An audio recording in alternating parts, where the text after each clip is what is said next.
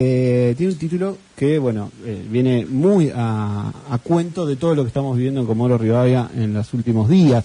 El libro se llama El único derecho es estar. Conflictos por el acceso al suelo y tomas de tierra en Patagonia. Es decir, es más extenso que Comodoro Rivadavia. Y para hablar sobre este tema, justamente estamos con dos de sus autoras. Estamos hablando de Leticia Vázquez, que ella es doctora en estudios urbanos y es de base antropóloga, se especializa en antropología social y política, y no vino sola desde ya, vino acompañada también por Natalia Usach, que es politóloga, colega y doctora en economía. ¿Cómo andan? Bienvenidas a Tarde para Mires, Leticia y Natalia. ¿Qué tal? Buenas tardes. Bien, ahí estamos acomodando un cachito. Este libro se publicó el año pasado. Es un tema que ustedes vienen elaborando hace tiempo y bueno, hemos visto, como decía, en las últimas semanas o meses, como este tema, digamos, de la toma de tierras, o podés presentarlo de otra manera, ¿no? Demanda de vivienda o déficit habitacional, se ha instalado en la agenda. Desde la producción de conocimiento científico y del abordaje de las ciencias sociales, ¿cuáles son, digamos, las claves de esta publicación? Y me imagino el patrón que han encontrado en la Patagonia en particular. Bueno, empecé una pregunta súper mega hiper amplia. Sí, un poco para comentar, o sea, este libro es producto de un proyecto de investigación científico y tecnológico que fue financiado por la Agencia de Promoción Científica y constó de reuniones y un trabajo de investigación a lo largo de 5 años entre investigadores de 3 localidades patagónicas. Uh-huh. Precisamente como decías, es un tema de agenda, pero muchas veces encontramos que cuando explotan las situaciones, ¿no?, esos temas aparecen en la agenda mediática, pero nos interesaba ir un poco más atrás y entender cómo los procesos históricos de conformación del espacio urbano uh-huh. van determinando estas características que tienen los procesos de tomas de tierras. Así que bueno, el propósito del libro fue caracterizar las dificultades de acceso al suelo urbano que enfrentan los sectores populares de distintas ciudades patagónicas y entender qué estrategias implementan estos sectores para poder acceder a la vivienda o al suelo urbano. Uh-huh. Es un libro muy largo, tiene, como vos dijiste, 400 páginas, así que elegimos por ahí algunas cuestiones básicas para comentar. Uh-huh. Se basó en una estructura de una metodología básicamente cualitativa a través de entrevistas semiestructuradas a distintos agentes del mercado inmobiliario, del Estado y también a gente que habita las tomas de tierras, y también en el análisis de fuentes periodísticas, de datos oficiales, de estadísticas y de documentación oficial de las distintas secretarías de los municipios que fuimos analizando. Uh-huh. Y se estructura en 4 apartados. En un principio se caracterizan las 3 localidades patagónicas buscando un poco las coincidencias, las similitudes y las diferencias que hay entre los distintos espacios urbanos de estas 3 ciudades. ¿Cuáles son las 3 ciudades? Son Cipolletti, Bariloche y Comodoro Rivadavia. Ah, bien. También, bueno, fue una dificultad poder generar todo este trabajo interdisciplinario y también entre distintas ciudades, que fue básicamente virtual toda la comunicación que pudimos tener. Ya previo a la pandemia ya veníamos con reuniones virtuales de investigación. Y después el trabajo se estructura alrededor de 3 ejes, que son, por un lado, el mercado inmobiliario, por otro lado, el Estado y por otro lado, las tomas de tierras. Uh-huh. Porque entendíamos que para entender precisamente cómo llegamos hoy a la ocupación de tierras como la principal forma en que acceden al suelo urbano, los sectores populares. ¿Es la principal manera en la cual se accede? En Latinoamérica. En Latinoamérica a través de las ocupaciones. Exacto. Uh-huh. Teníamos que entender precisamente cómo el Estado y el mercado configuraban ese acceso al suelo urbano. Uh-huh. Bien. No sé si querés comentar algo, Nati. Sí, una cuestión interesante que encontramos como hilo conductor en las 3 localidades es algo... Gracias. Es algo que pudimos identificar, que es cómo existe una disputa por los usos del suelo, por la apropiación del espacio, por la configuración de ese espacio entre la vocación productiva del territorio uh-huh. y la forma en que se puede acceder al suelo. Es decir, encontramos una relación lógica entre la estructura productiva, cuáles son los sectores que más demandan suelo y vivienda, y cómo hacen los sectores populares para poder competirle a ese tipo de agentes económicos, fundamentalmente, en la disputa por el suelo. ¿Y hay competencia o no como tal, digo, o la simetría es tan importante que Imagínate no existe? en Bariloche el sector turístico qué capacidad tiene para condicionar el desarrollo urbano. En Comodoro Rivadavia el sector petrolero, en Chipoleti todo el impacto del petróleo naturalmente, pero también en los últimos años en la expansión de Vaca Muerta. Hoy, mientras dábamos la información de que había 2 personas que no se encontraban en Comodoro Rivadavia, con la historia que sabemos que tiene Comodoro Rivadavia, con la desaparición de Iván Torres, que hasta el día de hoy no se ha esclarecido, me bardeaba, me puteaba alguien, diciendo algo que lo voy a tomar. Y decía, estas personas, bueno, primero yo laburo 11 horas por día, digamos, 6 días a la semana, y no se me ocurrió nunca hacer eso, y además... quien no puede alquilar tampoco puede construir. Eso era lo que decía esta persona. ¿Cómo puede ser que no han podido acceder a un alquiler y si después, ocupando un territorio, un espacio del suelo urbano, logran construir algo? ¿Qué pasa con los alquileres como una de esas, digamos, déficits, además del acceso a la vivienda propia, ¿no?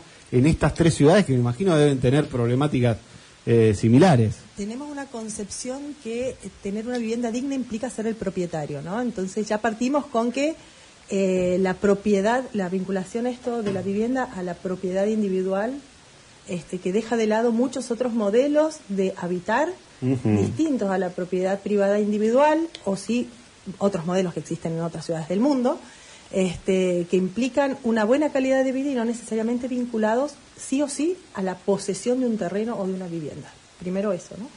Después el tema de los alquileres. Ahí está la competencia. Si yo puedo alquilar a un turista que viene por un día una vivienda a 50.000 pesos el día, sí, ¿qué te la voy a alquilar a vos por todo el mes? Claro. ¿No? Entonces ahí está la competencia, es un mínimo ejemplo. Algo que está pasando fuertemente en Ciudad de Buenos Aires. Pero ese es un fenómeno relativamente novedoso para nosotros, digo, pero ¿no? no, por ejemplo, para en otros países... Bariloche. Es una cuestión que esa competencia es bastante importante en Bariloche. Porque la principal actividad está vinculada con el turismo, además extranjero. Bueno, y si yo te tengo que alquilar a vos por 50.000 pesos, pero él es el de la petrolera que me puede pagar más, se lo rento a él que me puede pagar más, ¿no? Entonces, digamos, esa competencia implica que los precios de los alquileres y los precios propios de la vivienda para compra también quedan al alza. ¿Y el Estado? ¿Qué rol juega en todo esto? ¿Aparece como un actor ordenador o es un actor que en función de las políticas que no desarrolla o las decisiones que no toma termina favoreciendo cierto grado de concentración en la propiedad de la tierra? Efectivamente. Sí. Bueno, precisamente uno de los ejes que fuimos analizando era cuáles fueron las políticas que desplegó el Estado durante todos esos años para poder proveer de vivienda o de suelo urbano a estos sectores o para regular, como vos decís, el espacio urbano. Y sí, básicamente, cuando relevamos, por ejemplo, lo que es la construcción de vivienda estatal, de vivienda llave en mano, que le llaman con el Instituto Provincial de la Vivienda o con otros programas, vemos como muchas veces lo que se prioriza es que haya un alimento al mercado constructor y a la obra y al trabajo, y no se prioriza la función más habitacional de estas viviendas, por lo cual muchas veces los que terminan accediendo a esta vivienda son sectores que están formalizados en la economía o que tienen algún vínculo con sindicatos o cooperativas. Y lo que pasa muchas veces también en Comodoro, y que va un poco en tono de lo que preguntabas, Martín, es que muchas veces las personas que son más establecidas de la ciudad, que no vienen de afuera, que tienen más vínculos personales, tienen un capital relacional también para acceder a otros tipos de alquileres o a viviendas muchas veces que es lo que se usa mucho en Comodoro, construir en el patio de algún familiar o de tu familia. Entonces, muchas veces estas personas que desde el sentido común dicen, bueno, a mí nunca se me hubiera ocurrido ir y ocupar un terreno, tienen garantizada su situación habitacional por diversas formas o mecanismos que por ahí otros sectores de la sociedad no pueden acceder. Por eso no se activa quizás la imaginación, porque hay ciertas garantías con las cuales contás, ¿no? Exacto, hay ciertas garantías y uno no se pregunta por ahí, y esto que también preguntaban de tienen plata para construir pero no para alquilar, también hay que pensar que muchas de estas familias quieren una porción de tierra, muchas veces manifiestan que lo quieren pagar pero que es imposible conseguirlo en el mercado de suelo, y una de las cuestiones que apuntamos nosotros es que el Estado lo que no hace es producir suelo urbano, producir terrenos. Lo que falta mucho es que se consigan terrenos que se puedan pagar, porque estas familias quizás sí tienen la posibilidad de construir, no tanto económica, sino porque lo llevan adelante ellos mismos. Claro, quizás no pueden afrontar un alquiler, pero sí pueden construir su casa, y lo vemos en los asentamientos que tienen muchos años y en la historia de la ciudad, que se va construyendo de a poco y muchas veces a pulmón desde la propia familia.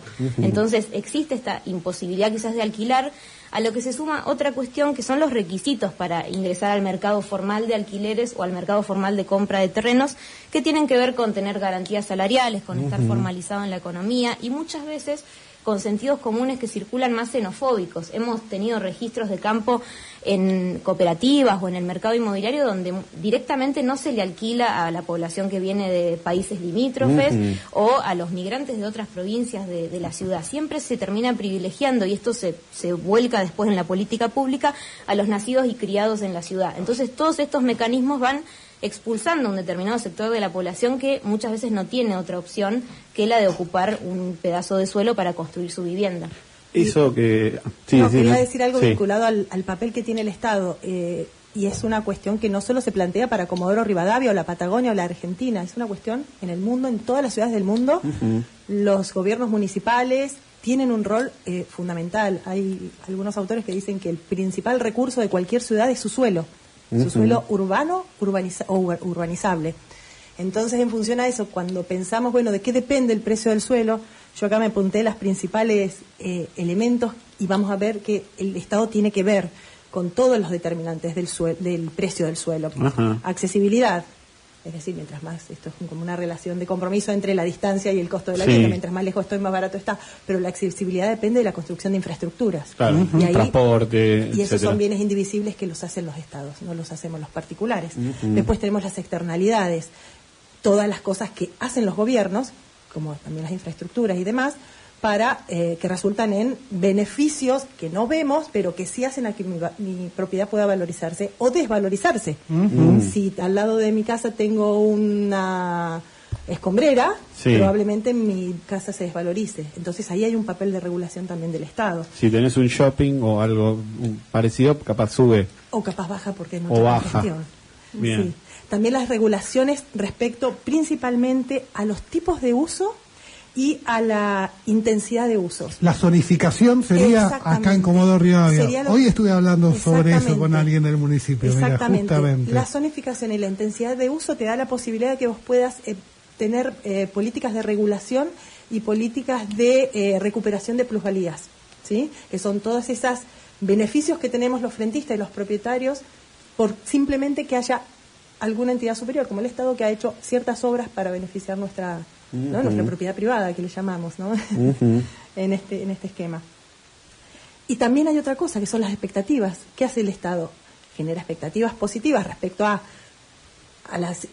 aparte hay otra cuestión relacionada a nuestra propia coyuntura, que es la inexistencia de otras posibilidades de inversión, en donde la vivienda y el suelo pasan a ser importantes instrumentos de acumulación o de, por lo menos, de inversión para las personas que tienen capacidad adquisitiva. Entonces, a lo mejor no necesito 3 casas, pero por las dudas tengo 3 casas para resguardar mi patrimonio. Entonces eso quita de la oferta de viviendas en el lugar, ¿sí? Y ahí el Estado tiene un rol fundamental. Podría tener políticas de movilización de suelo urbano, políticas de movilización de vivienda. Que eso no es que lo digamos nosotras porque lo hemos puesto en el libro, sino que eso son políticas que existen en muchas ciudades del mundo y que las podríamos pensar cómo las podemos implementar en esta coyuntura en particular. Y otra cosa, por último, es el sistema tributario, la carga fiscal. Porque está comprobado y existe evidencia empírica en muchas ciudades del mundo en donde los impuestos, si son más altos, favorecen la baja del precio del suelo. Mientras que los impuestos más altos, si yo no tengo ninguna penalización tributaria por retener suelo, tengo más incentivo a quedarme con el suelo, a especular con el mismo para que en el futuro, según estas expectativas de valorización, al futuro me puedo tener una renta adicional, ¿sí? Y por otro lado, bueno, estas serían las principales cuestiones que afectan. Entonces, lo miremos por donde lo miremos, tengamos la ideología que tengamos, en los países gobernados por distintas visiones de la política y de cuánto tiene que intervenir o no el Estado, en todos ellos donde funcionan las ciudades, el Estado está. Ahí, porque está esa discusión, ¿no? De, bueno, llegamos a esto porque el Estado está ausente. Yo creo que nunca está ausente el Estado. Si no está haciendo una política beneficiosa en esos términos, está favoreciendo la especulación inmobiliaria, favoreciendo que otro tipo de uso del suelo, bueno, en el mejor de los casos eso, ¿no? ¿Cómo ven en Comodoro Rivadavia lo que es la deuda del Código de Planeamiento Urbano? El hecho de que haya 5.000 pozos petroleros mal sellados, me imagino que impiden decir, che, acá podemos llevar adelante un plan de construcción de vivienda social, etcétera. Nosotros con el Consejo Deliberante, yo desde que tengo memoria, es un tema de agenda sobre el cual no se ha avanzado. ¿Qué significaría un código de planeamiento urbano para, digamos, solucionar este déficit? Bueno, precisamente es un tema particular lo que estás mencionando, porque la cuestión de la regulación del suelo urbano es muy importante para pensar en todo esto que mencionaba Nati. Y precisamente nosotros buscamos un poco de construir esta frase de, ¿no?, la planificación es débil o no hay planificación de la ciudad, por lo menos para el caso de Comodoro Rivadavia, viendo que en realidad sí existió una planificación, pero fue una planificación en función de la actividad económica a desarrollar, claro. Que en este caso fue la extracción del petróleo. Entonces, vamos viendo cómo se repiten ciertos patrones con esto de los pozos, por ejemplo, de la falta de regulación sobre los pozos o abandonados o activos dentro del ejido urbano y cómo estos interfieren en el desarrollo de ese tejido urbano o afectan las porciones que podrían ser suelo urbanizable para vivienda social, por ejemplo. Entonces, siempre mencionamos esto, bueno, basta de decir que no hay planificación o que la planificación es débil, sino que la planificación está en función de otro objetivo que no es el habitacional. Y precisamente sobre el código urbano siempre pensamos y recuperamos un poco la experiencia después del temporal, que siempre mencionamos que Comodoro tuvo como una oportunidad casi histórica de replantearse su desarrollo urbano, ¿no?, sus objetivos y su modo de avanzar sobre los espacios del periurbano también. Y sin embargo, a pesar de que esto fue una promesa de campaña de todos los que se estaban postulando en las últimas elecciones, quedó como nuevamente como algo cajoneado, nunca se volvió a discutir, siempre se va avanzando a través de la excepcionalidad y a través de parches que nunca terminan teniendo una visión más integral del territorio, y lo que termina pasando es que el que termina decidiendo sobre el espacio urbano siempre es el mercado o son las empresas de explotación petrolera. Y lo que vemos en el ejemplo de hoy, de donde se están desarrollando las ocupaciones, tenemos lugares muy complejos donde hay zonas de explotación petrolera, donde hay zonas que tienen pozos o abandonados o pozos activos también, como ven en el barrio Kilómetro 8, y donde también hay muchas dificultades de entender quién es el propietario del suelo. A veces son las empresas petroleras directamente las propietarias de la superficie, a veces son las que tienen una concesión sobre lo que está en el subsuelo. Entonces todo eso se vuelve muy complejo y se vuelve necesario siempre tener en cuenta cómo la actividad petrolera afecta este desarrollo urbano y cómo el Estado permite o no regula sobre esa misma actividad. Y creemos que esta falta de definición, también siempre una falta de definición, o sea, siempre mencionamos que no hay que pensar que por tener un código urbano todo está ya ordenado, porque hay ciudades que lo tienen más actualizado y siguen teniendo estos problemas, ¿no?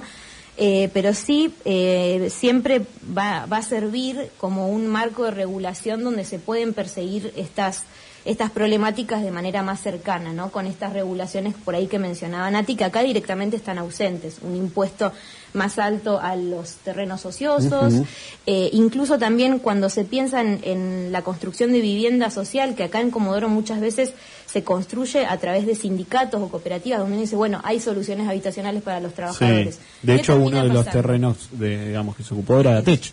Exacto, pero ¿qué termina pasando por ahí en el caso de otros sindicatos? No hay una exigencia de que haya un requisito de primera vivienda, entonces muchas veces invierten ahí los trabajadores que tienen un exceso de renta en una segunda vivienda para después poner a alquilar, que es lo que pasó también con algunas construcciones de viviendas del sindicato de petroleros. Entonces ahí tenemos una inversión muy grande en una construcción de un complejo habitacional donde no se termina priorizando la función habitacional o de solución al problema habitacional, sino, como decía Nati, donde la gente pueda tener una reserva de valor.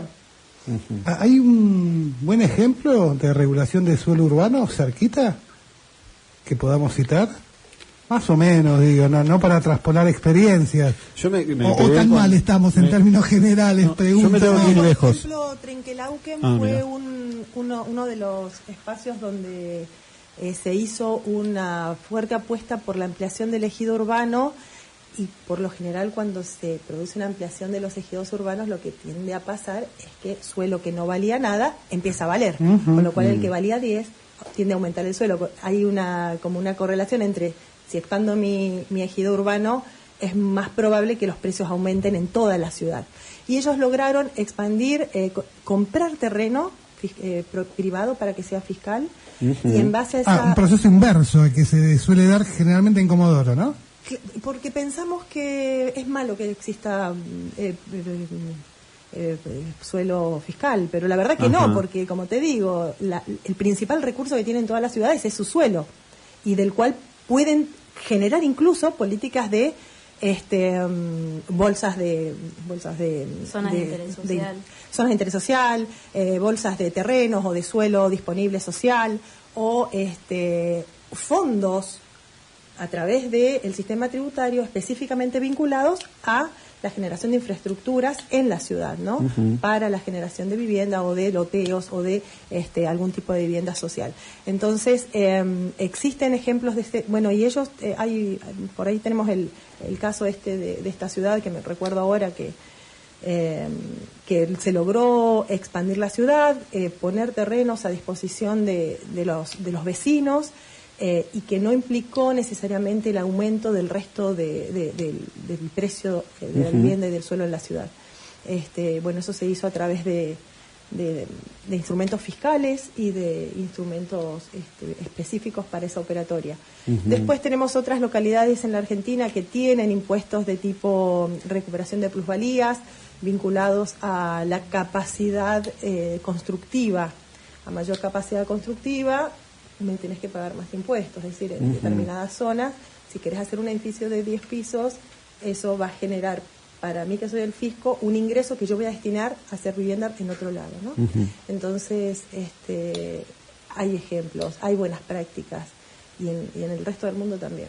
Yo me quedaba con lo que pasó en Berlín hace poco, ¿no? Se hizo un plebiscito para ver si se expropiaban viviendas ociosas y, digamos, no estamos hablando de Berlín, ¿no? De Alemania, un gobierno de centro derecha. Estamos hablando de populistas, ¿no? A eso me refería con que no es una cuestión ideológica, es una cuestión de pensar qué ciudad querés, porque si vos apostás a una ciudad vivible para el turista, vivible para el visitante, útil y necesaria, que se pueda vivir para el señor o la señora que viene de trabajo a Comodoro Rivadavia, tienes una ciudad que los comodorenses podamos vivir. Claro. ¿Y hoy qué ciudad tenemos en ese sentido? Mira, yo conozco bastante de cerca el plan estratégico de turismo, y se plantea esto mismo en el plan estratégico de turismo, que la ciudad sea una ciudad vivible por los comodorenses, y hay muchas líneas de acción interesantes para potenciar esto.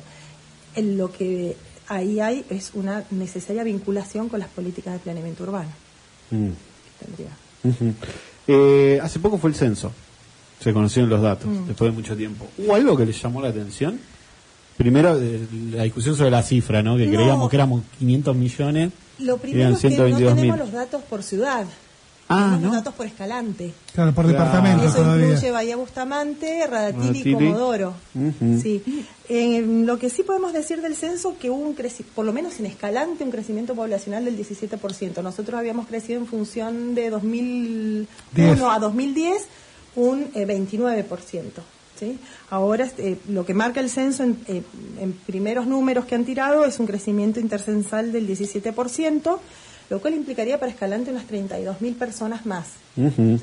¿Dónde están las 32.000 personas viviendo, no? Y lo que también aumentó, bueno, no aumentó en esas proporciones, fue la cantidad de viviendas construidas, de viviendas particulares, que según el censo en Escalante ahora hay más de 80.000, y en 2010 habían 62.000. Hay un incremento. Una cosa que nosotros también planteamos en el libro es que usamos datos del censo 2010 Sí. Y datos también de una consultora de Buenos Aires, Reporte Inmobiliario.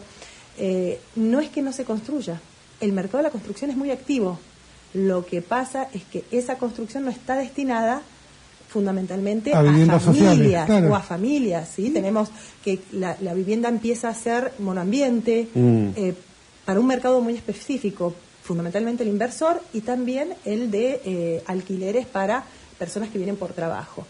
Entonces, sí hay construcción, lo que no hay es vivienda para familias, vivienda para sectores populares. Porque no es negocio, básicamente.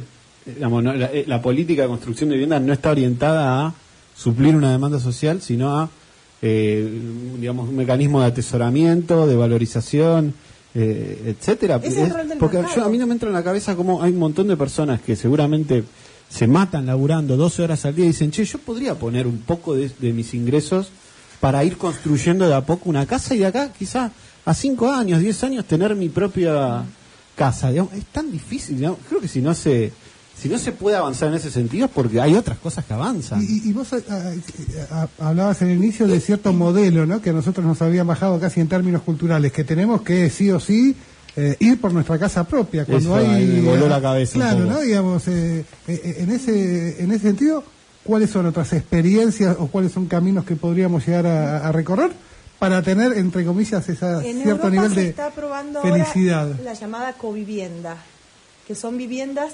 de uso, digamos, son vivienda pública que construyen los municipios y lo que hacen es ceder el uso a las familias, ceder el uso durante 50 años, 100 años.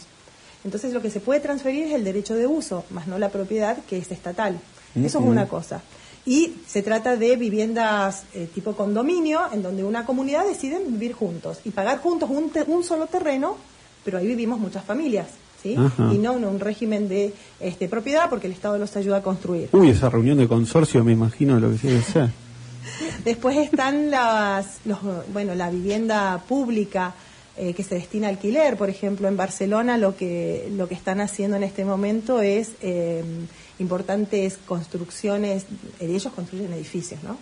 De alta densidad, estatales, y lo que se hace también es alquiler social. Entonces, El social implica un costo más bajo que lo que es más bajo establece que el del mercado. Exacto. También hay ayudas para alquileres, que es otra forma. ¿Terminan incidiendo estas intervenciones públicas en la cotización de esas propiedades en términos generales en el mercado? O sea, No, porque vos no puedes vender. Entonces, al vos no poder vender, no hay una competencia con el mercado. ok. Ujú. Bueno, nos está escuchando mucha gente y preguntan, acá por ejemplo, ¿las universidades están realizando algún tipo de trabajo conjunto con la municipalidad? Me preguntan. O sea, Respecto ¿han a sido este tema, no. consultados? Bueno, ese es uno de los temas, claro, que precisamente lo que en el libro también analizamos es mucho cómo se dan las disputas al interior de los municipios y entre las distintas secretarías cuando se trata de incidir en el desarrollo urbano. Y todas las cuestiones que está mencionando Nati, también las fuimos manifestando frente al Consejo Deliberante, en reuniones con secretarías de planeamiento urbano, de tierras. En algunos casos no hemos sido recibidos directamente, muchas veces tierras es el lugar más reticente. Directamente no los recibieron. No, Sí, o no sos nos quisieron secretario brindar. de Tierras, compro este libro inmediatamente, ¿no? Como para saber un poquito qué se produce en la Ahí me lo universidad. bajé en PDF, te lo podemos mandar por WhatsApp, Susana, no hay problema. Y precisamente lo que fuimos viendo a lo largo del tiempo es cómo en esos lugares muchas veces hay gente que no conoce directamente la problemática, sino que está más asociada como a vínculos políticos o partidarios y bueno, y está en esa secretaría y no conoce en particular todas estas herramientas de regulación del desarrollo urbano. No hay cuadros técnicos, por lo menos en la medida que uno No hay en desearía algunos sectores, en esos claro, ámbitos, ¿no? o quizás no hay una comunicación entre los sectores que sí los tienen y, como preguntaban ahí, con la universidad. Hemos tenido, por eso decía, el temporal fue un momento donde se puso en tela de juicio todas estas cuestiones y se comenzó a discutir y hicimos encuentros, foros de discusiones sobre la ciudad, encuentros con la universidad.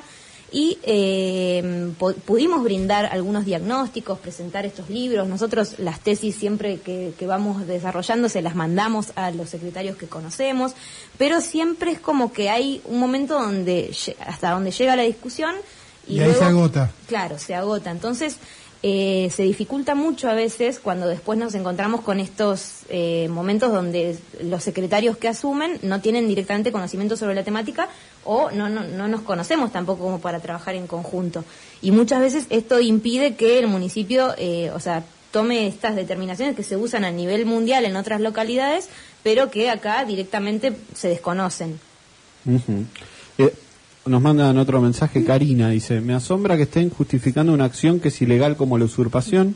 No soy de Comodoro, no puedo acceder a una vivienda ni a un terreno porque tengo que alquilar y no me queda resto para pagar una cuota de una casa o de un terreno, y por la situación del país nunca llegás ahorrando todos los meses. Para el IPB no soy una candidata posible porque mi esposo y yo trabajamos y nuestros hijos no son discapacitados. Textual. O sea, la excusa de no soy de acá, no me da vivienda o terreno, el IPB no aplica. Es ilegal usurpar un terreno acá y en cualquier lado. Leo el mensaje si quieren responderlo. Sí, si no. No hemos dicho que no estamos justificando acciones ilegales, lo que estamos planteando y mostrando es un poco cuál es la situación y qué alternativas podrían existir para no tener que llegar a esta situación. Y de hecho nosotros hacemos hincapié en eso, en que en realidad el funcionamiento del mercado es excluyente para el que trabaja, para el que tiene 2 sueldos e incluso para el que tiene una mínima capacidad de ahorro. No llegás. Nosotros hicimos el cálculo de cuántos sueldos tiene que ahorrar un petrolero o cuántos sueldos tiene que ahorrar una persona fuera del sector petrolero para poder alquilar o para poder convertirse en propietario de un departamento de 2 ambientes. Y las cifras, bueno, ahora las tengo por acá entre los papeles, después se las busco y se las doy, pero sí que analizamos todas esas cuestiones y también con una visión también crítica hacia la política de vivienda provincial, porque el Instituto Provincial de la Vivienda es un organismo provincial que, si bien tiene unas delegaciones en las ciudades, la política de vivienda pública a nivel del IPB es provincial. ¿Sí? Claro. Entonces, Comodoro siempre tiene una situación un poco marginal en cómo se distribuyen los recursos del IPB también, y también siempre sobre una lógica un poco de ciudad expandida, ¿no? Hacer 500 casas, hacer 1000 casas, y a lo mejor esa no es la solución que hoy por hoy necesitamos, ¿no? Me refiero a esto de los costos que implica la ciudad expandida, la ciudad donde para llevar los servicios tenés que atravesarte 15, 16, 17 kilómetros. Esto que estás diciendo vos es algo que uno le viene escuchando, por lo menos yo, no voy a sumar a otros, que le vengo escuchando a dirigentes políticos en Comodoro Rivadavia hace 15 años, pero que es un privado, pero que públicamente ninguno, de ningún sector, ha tenido el coraje de decir: ¿saben qué? No podemos seguir expandiendo la ciudad porque eso nos implica esto, aquello y lo otro, porque no estamos en condiciones, además de afrontar justamente ese modelo de ciudad que algunos están planteando. Y porque además es contradictorio con todas aquellas otras iniciativas que buscan fomentar la producción local, fomentar el alimento comodorense, que sí hay muchas acciones en ese sentido, pero se chocan con que el vecino de al lado quiere construirse. Es como contradictorio, por lo menos. Claro. Entonces vos estás haciendo todo el esfuerzo para tener un lote productivo, pero la ciudad se los come esos lotes productivos, ¿no? O intenta comérselos, ¿no? Y digo la ciudad no en términos peyorativos, sino la intención del resto de los habitantes del periurbano de tener una vivienda en los términos ya no periurbanos, sino bien urbanos, ¿no? Y cómo la normativa o la ausencia de la política pública ahí está un poco favoreciendo esas situaciones en desmedro de todas las personas que trabajan la tierra y quieren mantener esta situación de suburbanidad. De mi parte, la última, mencionaron a Bariloche como otra de las ciudades que había sido parte del estudio, y Chipoleti. Comodoro es la única, digamos, con una actividad extractiva como es el petróleo, por lo menos de las que fue parte de ese... No, porque Chipoleti con Vaca ¿También? Muerta... Y tiene el mismo problema respecto a la titularidad del suelo, a los pasivos ambientales que este tipo de industrias generan y que todavía tienen sus consecuencias en el pasado. Digo, porque uno viene escuchando todo tipo de excusas, insisto, hace 15 o 20 años, respecto a catastro, a provincia, al Ministerio de Hidrocarburos, no nos dan la liberación, digo, y uno escucha esos discursos, insisto, y aparecen como elementos para justificar el por qué no se avanza en otro tipo de desarrollos como el que ustedes están señalando. ¿Aparece eso también o es particularmente una ineptitud propia de la cual nos tenemos que hacer cargo como comodorense? En Chipoleti, ahora, lo que pasa es que Chipoleti es un fenómeno relativamente novedoso. Sí, y quizás no tiene la misma parte, o sea, aparecen algunas cuestiones similares, pero no es lo mismo que Comodoro, porque Comodoro tiene la explotación dentro del ejido urbano, y eso complejiza también. A Chipoleti le afecta también vaca muerta y explotación pero cercana. Está por fuera. Claro, y además tiene una cuestión más agrícola que también complejiza desde otro lado. Sí, y yo no sé si no entra en conflicto por momentos también. Exacto, también entra en conflictos. Claro. Pero yo quería nada más apuntar de este comentario que hacía Karina, que sí, precisamente todo lo que ella está relatando es lo que es en carne propia, lo que vive una persona que quiere acceder a la vivienda en Comodoro. Pero que bueno, lo que nosotros tratamos también es de superar un poco este enfoque más que siempre aborda las tomas de tierras desde el lado jurídico, desde el lado punitivista, de no cómo se está violando el derecho a la propiedad privada, y pensar un poco más en una concepción más ampliada de derechos y de pensar, bueno, también es ilegal que el Estado no garantice la vivienda digna a todos sus ciudadanos, ¿no? Y también es ilegal que el mercado avance sobre la ciudad sin tener que cumplir ninguna regulación. Nosotros siempre mencionamos, a un ciudadano común que quiere construir una vivienda se le piden una serie de papeles y de requisitos y de planos que muchas veces las empresas constructoras o los barrios cerrados, por ejemplo, avanzan sin tener todos esos papeles garantizados o en regla. Y sin embargo, esto en los medios no suele causar la indignación que causan estos momentos. Y también tiene que ver con cómo se aborda desde muchos medios la toma de tierras en particular como un delito, y nunca pensando en, bueno, qué fue lo que empujó a todas esas familias a tener que ocupar un terreno y vivir durante muchos años en condiciones que creo que nadie quisiera vivir, porque la verdad es que si algún político recorriera realmente los barrios de Comodoro y viera cómo hay gente que hace 15 años en la ciudad del petróleo no tiene gas y se muere de frío en los inviernos, la gente que muere a partir de los incendios que hay por calefaccionarse con otros medios, ahí entenderíamos que si una persona lleva adelante una ocupación de tierras realmente no está teniendo otras opciones, porque a nadie le gustaría vivir en esas condiciones.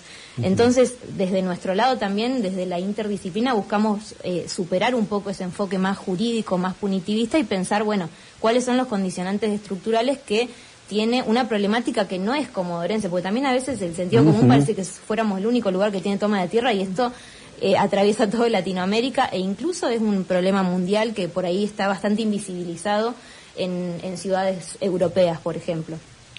Natalia, Leticia, muy interesante, muchísimas gracias por haber venido a compartir su laburo. Repito, el único derecho es estar, conflictos por el acceso al suelo y tomas de tierras en la Patagonia, una producción de un montón de investigadoras para tratar este tema, me parece, con la seriedad que amerita, y no desde el prejuicio y otros tipos de abordajes. Nos escribía Javier, nos pedía que recordáramos el título del título del libro, algo que vos hiciste, y nos agregaba: siempre parece que esta es una ciudad sin universidad y es una universidad sin ciudad. Buena esa, ¿eh? Se la pueden robar.